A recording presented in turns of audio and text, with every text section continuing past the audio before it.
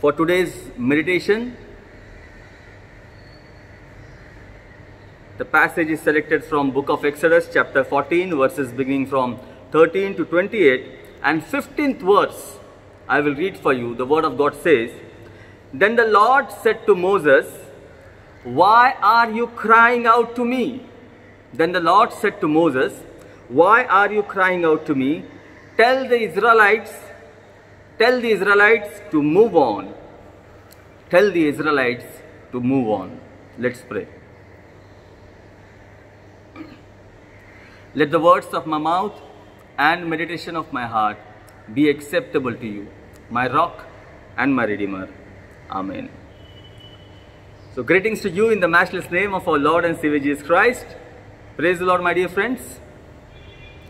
Thank you so much once again, as we have again joined here to give thanks to Almighty God and receive that power through the Holy Spirit, receive that God's message for our day-to-day life, for our upliftment. And I am thankful for everyone, those who have joined here and listening to this message.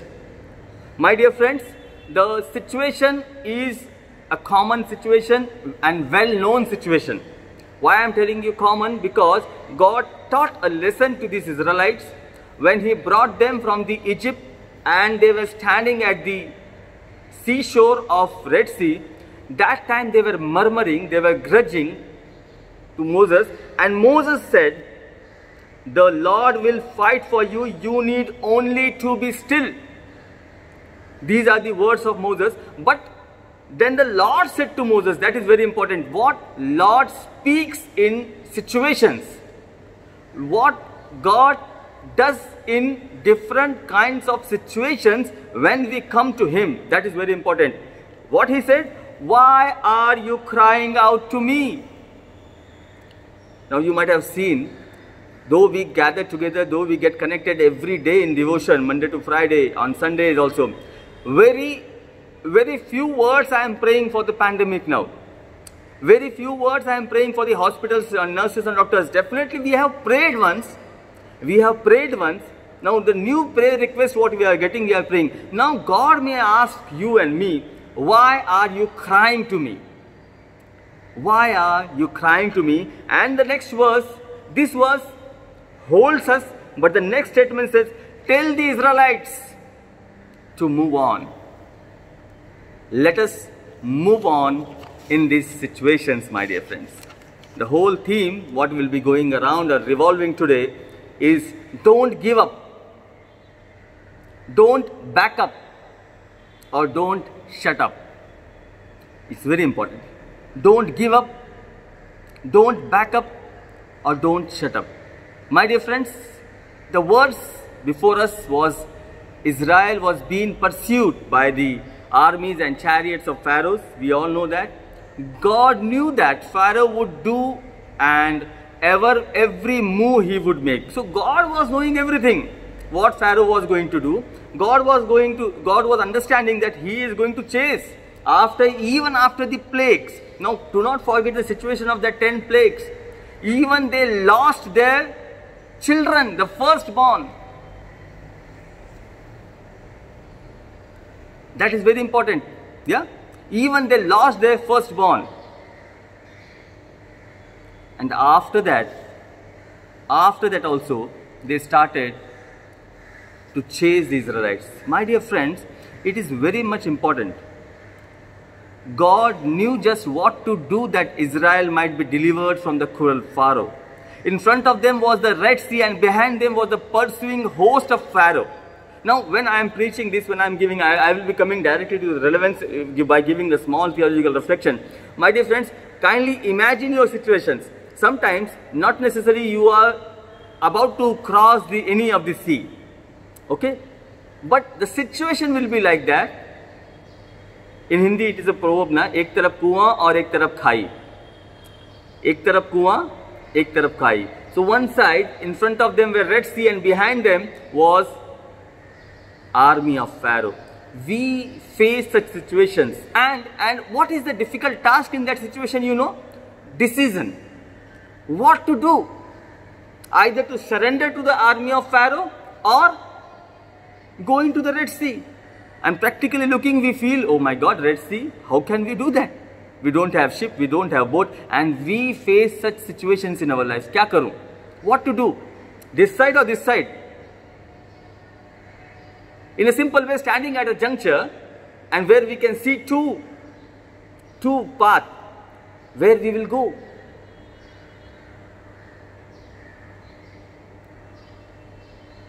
My dear friends, it is difficult sometimes. Once upon a time, a father and son were walking through a jungle, and when they reached at a particular juncture, so there were two paths now, okay? So they want to decide which path they want. They were unknown, that place was unknown to them. But that immediately, son was asking the father, Father, what to do now? Where we should go? How we should find the way out to our house? How we can reach to our village? Then father, after looking and taking some observations, he said, okay, let us start from this right side path. We will select this path. After walking some time, they were able to see the hope, they were able to see the lights, they were able to see their village. Then son was surprised. He said, Father, how were you able to take that decision? What was that thing you decided that we should take this path, why not that path? The father said, when we were standing on that junction, on the left hand of the path, I saw afar a dead body, a dead life. And on the right side of the path, I saw afar one man walking, means there was a life. My dear friends, when we stand at the junctions, of the decisions, look where you get a life. And Jesus said, I am the life. Jesus said, I am the life. So He is a life at every part of your life. Decide, do not go or follow the dead things of the world, the dead features of the world, the dead idols of the world. Follow the living God. That is very important. And for that we need a faith. And last Sunday I preached on that. Faith anchored in His word, faith anchored in His works, and faith anchored in His willingness. So moving from the third point, willingness is very important part, my dear friends. Today, when we want to move on, as God said to Israelites, move on, carry on, don't give up in any situations. Why? Because I am with you. And for that, we need a favor of God. It is very important, my dear friends. The most important thing is that to receive the favor, that whether our life, whichever situation we are facing, are we pleasing to God? Are we working along with the wish and will of God? And that's what today's gospel reading, gospel according to St. John chapter 6, 35 to 40, he says, let the Father's will be accomplished. That's what I prayed today in my pastoral prayer. That's what God gave me this word. See, I never write down my pastoral prayer. God said me that. Even for this pandemic, I want to declare now also, very clearly, let God's will be done. And tell to God, God, I am ready for that. I am ready. People are telling 25% of Mumbai population will die, finish. 50% of India, Baba, whatever is going to happen, I have my God. Praise the Lord. We keep faith in God. Hallelujah. Yes, we have to. And that's what I am praying from now onwards. I have stopped worried now. I want to say, God, you let thy will be done.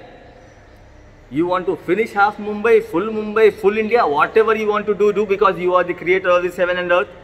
You are the King of Kings. And I have faith in you. I have faith in you that whatever you will do for your children, your people, the people who believes in you, the people who pleases you, will walk and enter into the promised land. And your and mine promised land. For the Israelites, the promised land was Canaan. For us, the promised land is that eternal life. Praise the Lord.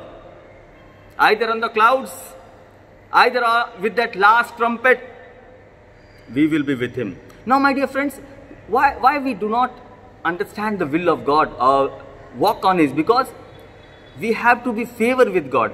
That's what I said. The most important thing is not whether we are pleasing a human being or not, but are we pleasing God? Now look at your life. Coronavirus, your eating, your conduct, your daily routine, through which are you pleasing God or are you pleasing any human being? Try to understand this, my dear friends. Romans chapter 12:1, very beautiful. Let your lives be pleasing to Almighty God, correct? Do not turn to the pattern or follow the pattern of this world. Philippians chapter 4:18, let us very quickly turn with me. Philippians chapter 4 and verse 18. I will read for you. The word of God says in Philippians chapter 4 and verse 18, yet it was good for you to share into, verse 18 it says, I have received full payment and even more. I am amply supplied now. I have received for Epaphroditus the gift you sent. They are fragrant offering, an acceptable sacrifice, pleasing to God. So look what Paul is telling here. Whatever gifts he has received, whatever things, now he is not pleasing a human being there. He is not pleasing a human being there. Our offerings, our prayers, our life, everything should be pleasing to God. That is very important, my dear friends. Hebrews, book of Hebrews chapter 13 and verse 21. The word of God says, book of Hebrews chapter 13 verse 21. I will read 20 and 21. Hebrews chapter 13 verse 20 and 21. May the God of peace, who through the blood of eternal covenant brought back from the dead our Lord Jesus, the great shepherd of the sheep. What a beautiful definition. What a beautiful elaboration about our Jesus Christ. I will read one more time. Kindly note on this. May the God of peace, what we need today? Peace. Who through the blood of the eternal covenant brought back from the dead our Lord Jesus, that great shepherd of sheep, equip you with everything good for doing his will, and may he work in us what is pleasing to him. What a beautiful prayer. For me, this Hebrew chapter 13:21 is a prayer, my dear friends. God should equip us and our conduct, our life, and everything good for doing his will, and may he work in us what is pleasing to him through Jesus Christ. To him be glory forever and ever. Amen. Somebody should say amen. Yes, it is very much necessary, because your and my life, whatever good things we can do, should be pleasing to Almighty God. Favor in God. Don't look towards human being. See, the fear of man or of a fear of person shatters us, even take us away from God's planning, because sometimes God wants something else, and because we fear a human being or sometimes an authority.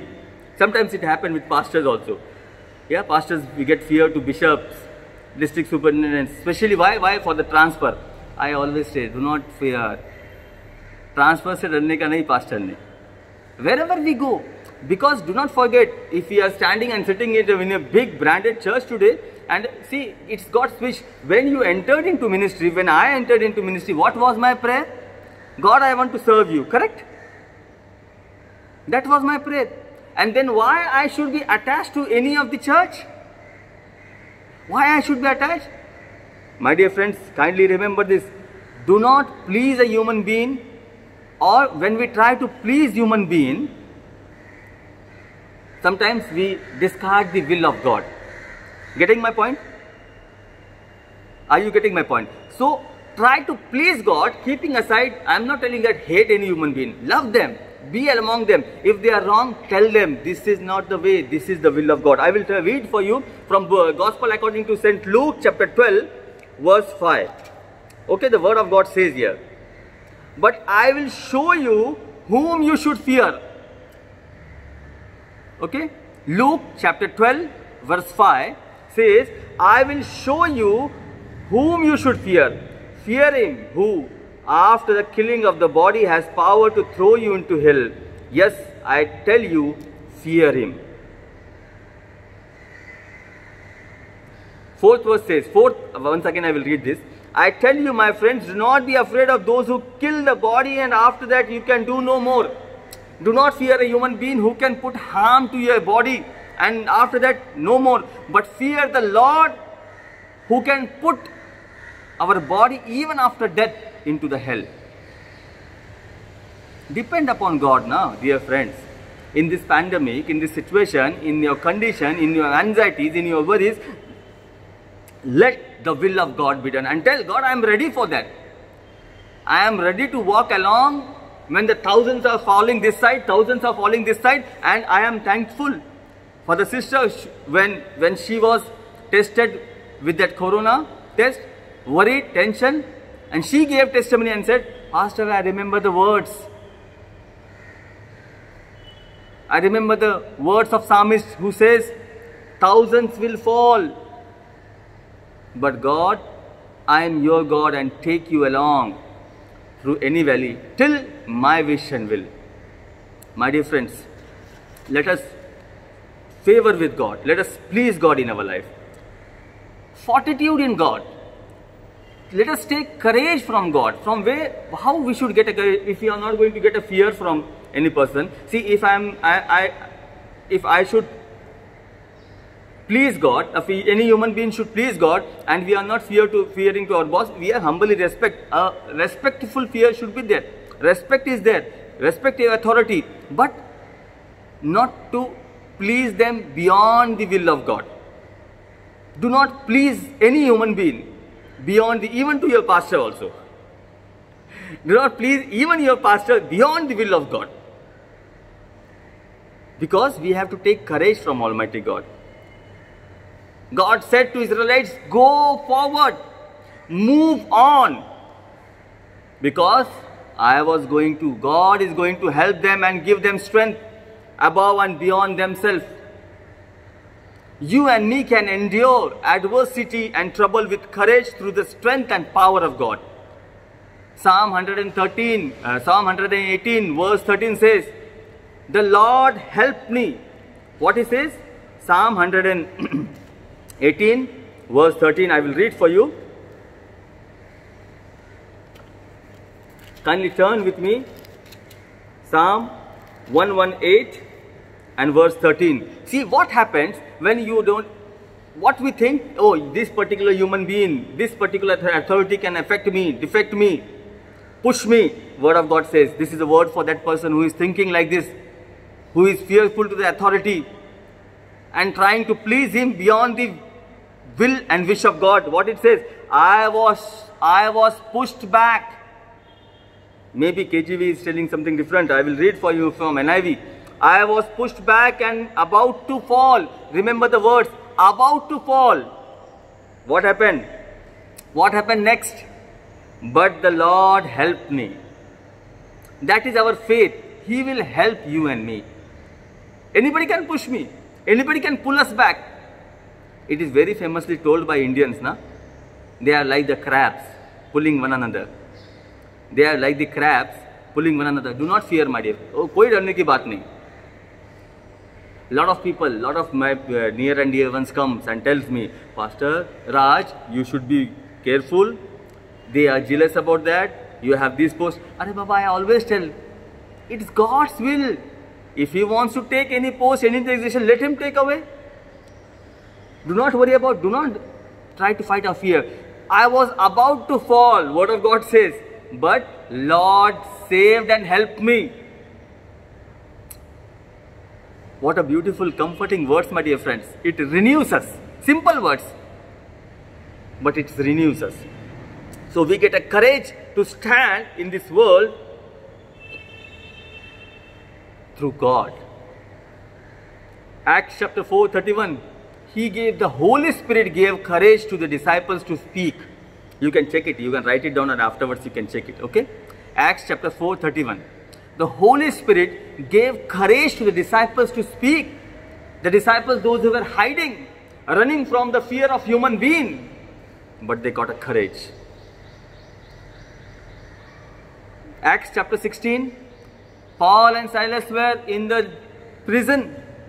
Correct? Remember? Recently we had devotion. What they were doing?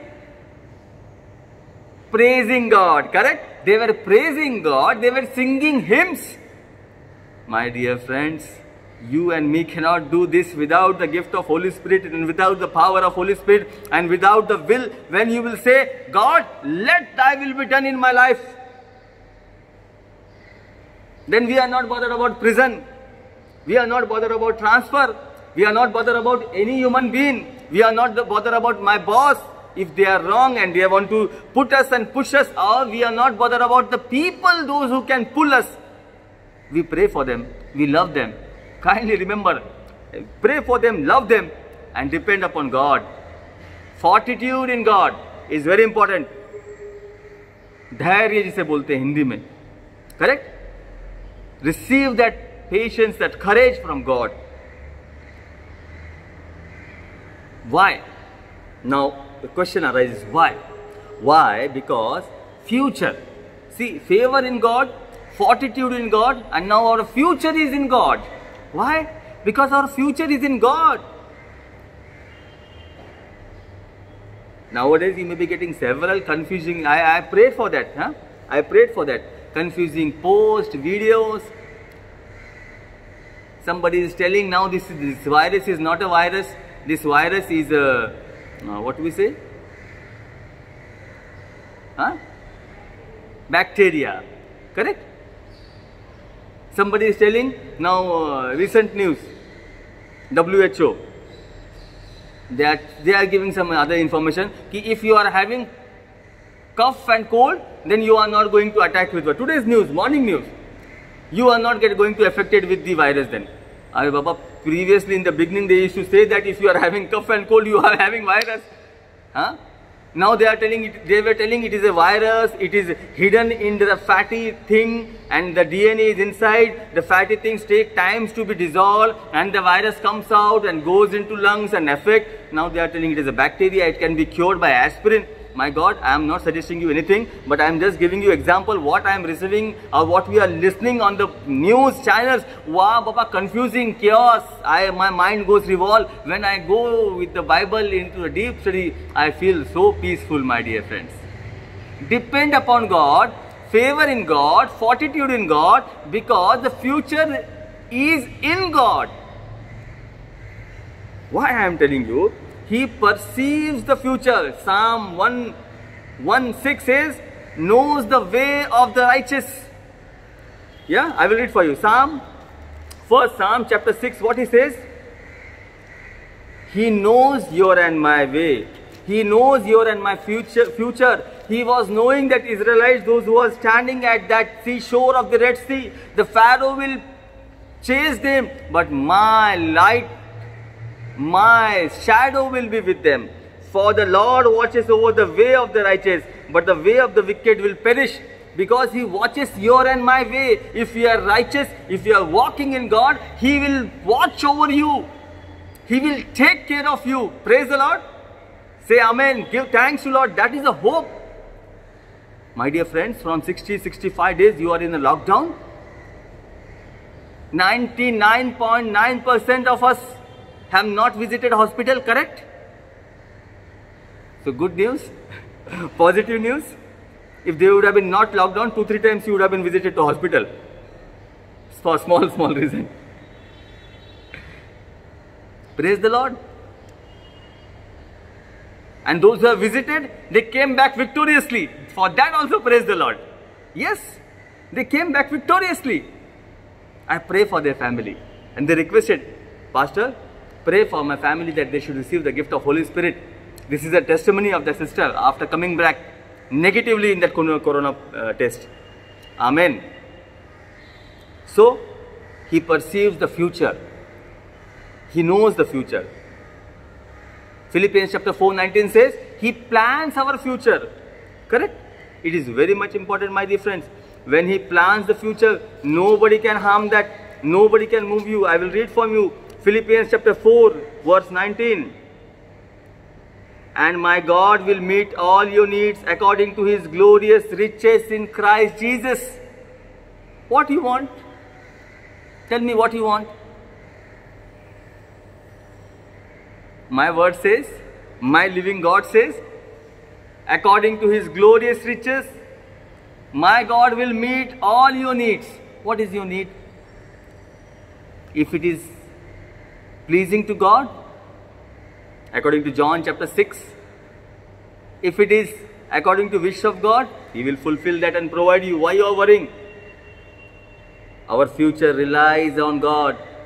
Our future is looking. What is your future?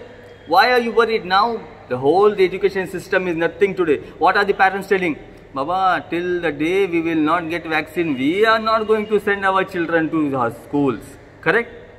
This is a general statement what we are getting. Now where is your education where you were depending and relying upon? Nothing.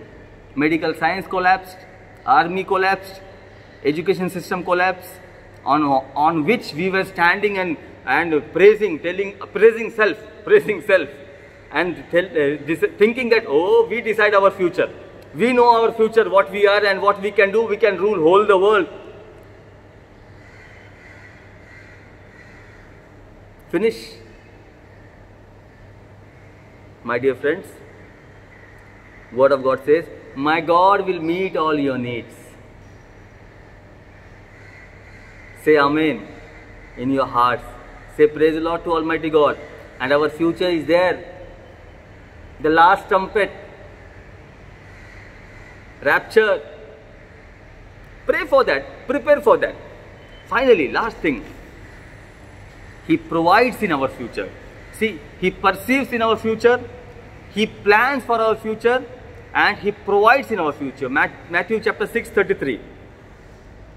The Word of God says, Matthew chapter 6 and verse 33 says, famous verse, common verse, we know all of this. Seek ye first the kingdom of God. Seek ye first His kingdom. Rely upon Him. He is going to deliver us, lead us, and give us that power, my dear friends. Wonderful God. Let us put our anchor. Deuteronomy chapter 2 verse 7 says, the Lord your God has blessed you in all the work of your hands. He has watched over your journey through this vast desert. What it says to Israelites? The Lord our God, Yahweh, the Jehovah Jireh, when we say, He provides. Jehovah Rapha, when we say, He heals. Jehovah Shalom, when we say, He gives us peace.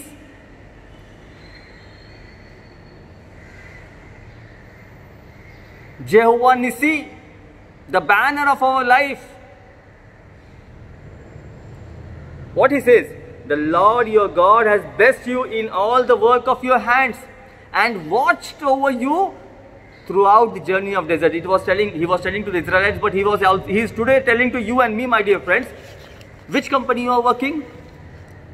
You are working in any NGO, multinational company, government office, private job, private business, teaching, hospital. God is telling, I am watching your journey, your all works.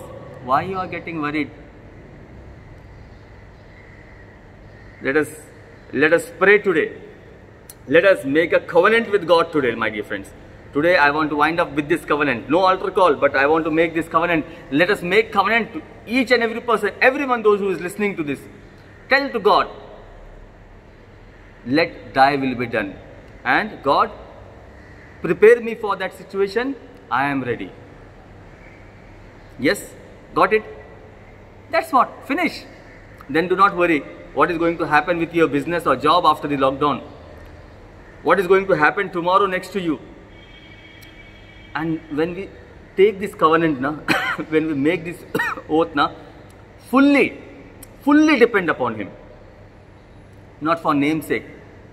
I realize this today morning. And fully I am telling to God now. God, I I will pray for this pandemic situation. I will pray for all the COVID patients. I will pray for the frontliners. But I am going to pray first that God, let your will be done with this coronavirus situation. Let your will be done with my job and with my office. Let your will be done in my ministry. Let your will be done for my family. And prepare me and give me strength to face those situations. Let your will be done till rapture and till second coming. Let's close our eyes, bow down our heads and pray to Almighty God.